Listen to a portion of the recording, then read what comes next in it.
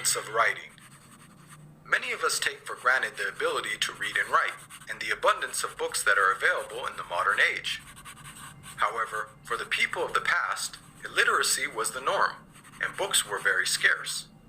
Muhammad, peace be upon him, was born into a society in which very few people could read or write.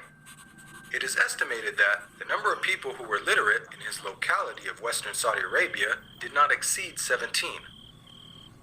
Muhammad himself could not read or write.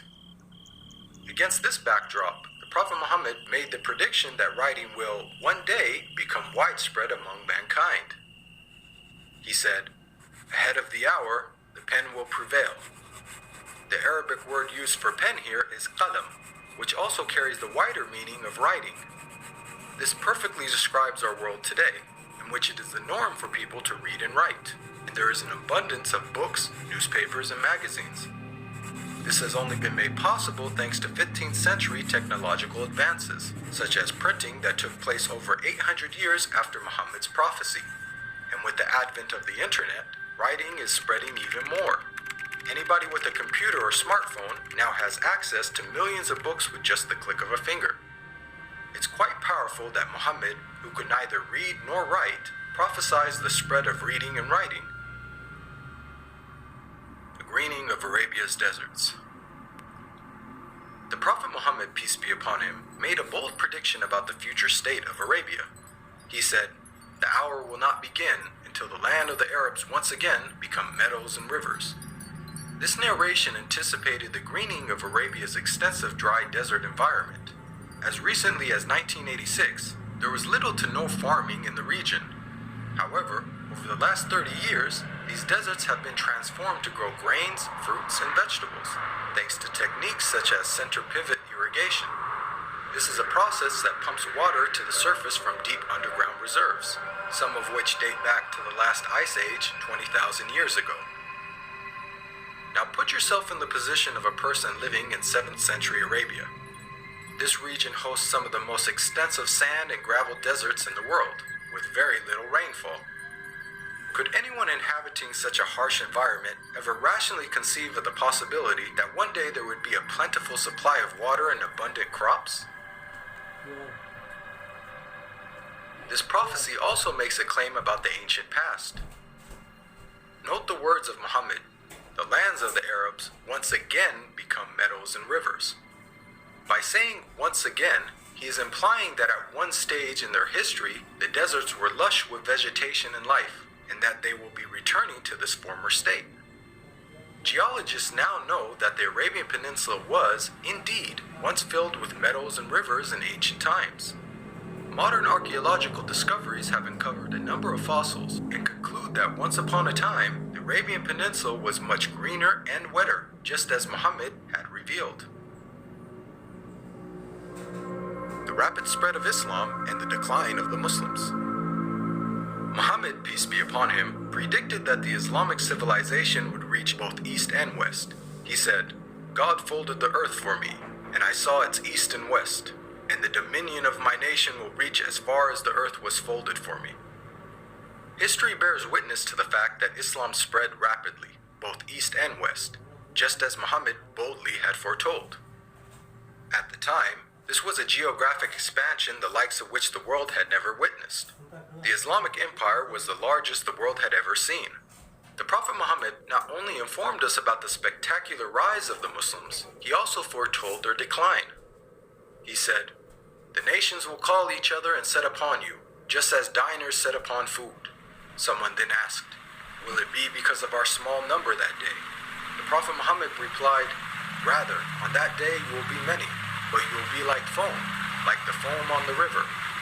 Here we can see that Muhammad prophesied the dire circumstances in which the Muslims would find themselves. He explained that a day would come in which the Muslims would be large in number, but in such a state of weakness that other nations would invite one another to set upon them. The analogy of Muslims being eaten as a meal was given, which emphasizes just how helpless they would become. This prediction accurately describes the radical turn of events that took place in the Muslim world in the 19th and 20th century. Prior to this, the Muslim lands had grown to become some of the most powerful in the world. From the time of the death of Muhammad until the 19th century, the Muslims were economically, politically, militarily, and technologically far ahead of most of the world. Then the unthinkable happened. Nearly all the Muslim world was occupied, colonized, and militarily defeated by non-Muslim nations. Russia had annexed the Caucasus. France controlled Algeria, Morocco, and Tunisia. Great Britain occupied Egypt, Syria, Iraq, Palestine, and India. And the Dutch controlled Malaysia and Indonesia.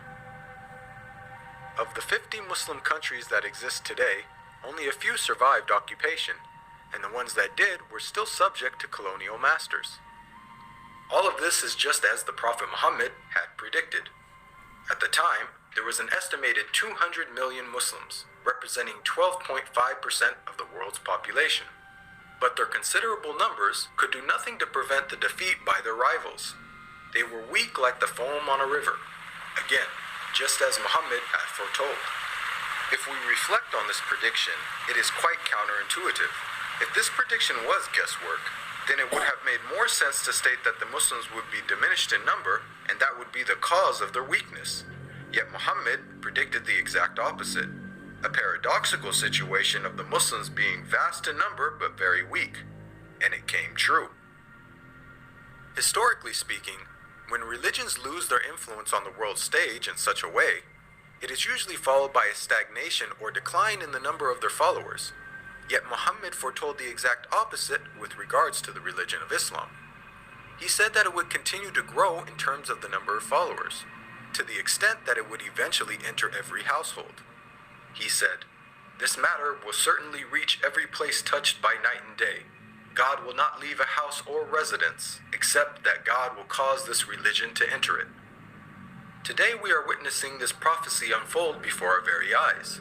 Islam is currently the fastest growing religion in the world, with nearly 1 in 4 people on earth being a Muslim, and is forecasted to be the world's largest religion by the year 2070. This is despite Islam being constantly attacked by the media, the colonization of Muslim lands, and the many wars that have been waged in the Muslim world.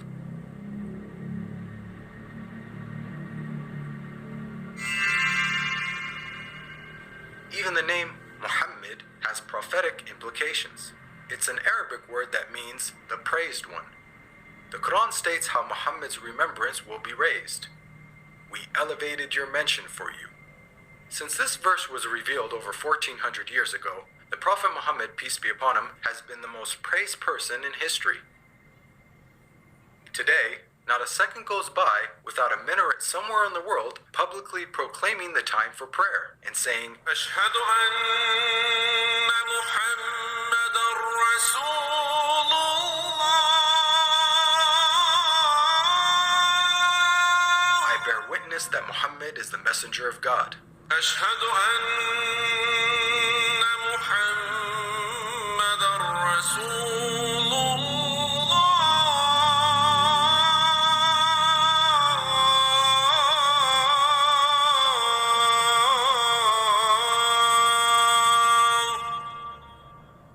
Moreover, the name Muhammad is consistently the most popular name given to newborns across the globe. This is despite the fact that Muhammad never encouraged Muslims to adopt his name. In fact, he said that the best names are Abdullah and Abdurrahman.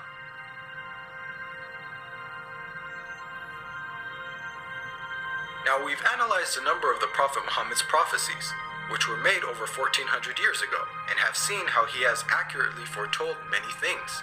Purely from the standpoint of basic probability, for someone to accurately guess about such future events, which spanned across multiple nations in different time periods, many of which were outside the sphere of Muslim influence, to give so many predictions without making a single mistake is utterly impossible.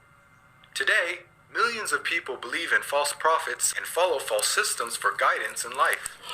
As human beings, we're willing to follow false prophets, man-made systems, and baseless superstitions, but why don't we accept the real guidance when it comes from God?